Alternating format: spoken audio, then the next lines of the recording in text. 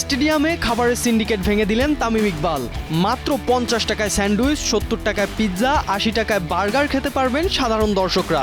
গ্যালারিতে কোনো খাবারের মূল্যই 100 টাকার বেশি রাখতে পারবে না বিক্রেতারা। স্টেডিয়ামে খাবারের মান ও দাম নিয়ে দর্শকদের অভিযোগের শেষ নেই। আকাশ ছোঁয়া দামে মানহীন খাবার বিক্রয়। প্রতি ম্যাচেই দর্শকেরা তাদের মন্তব্যে এসব বিষয় ফুটিয়ে তোলেন। তবে স্টেডিয়ামে খাবারের এই সিন্ডিকেট এবার ভেঙে যাচ্ছে। এর আগে স্টেডিয়ামে বিফ তেহারি, চিকেন বার্গার, ফ্রাইড রাইস এসব খাবারের দাম ছিল 180 টাকা। তবে উচ্চ মূল্যের এসব খাবার বাদ দেওয়া হচ্ছে প্রস্তাবিত নতুন খাবারের তালিকায়। 150 কিংবা 200 টাকায় নয়, এবার সাধারণ গ্যালারিতে সকল খাবারের মূল্য 100 টাকার কমে নির্ধারণ করা হচ্ছে।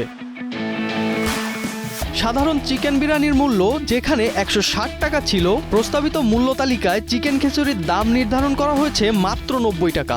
এছাড়া সাধারণ দর্শকদের কথা চিন্তা করেছে নতুন ক্রিকেট বোর্ড। মাত্র 40 কিংবা 50 টাকাতেই মোংলাই কিংবা স্যান্ডউইচ খেতে পারবেন সাধারণ দর্শকরা।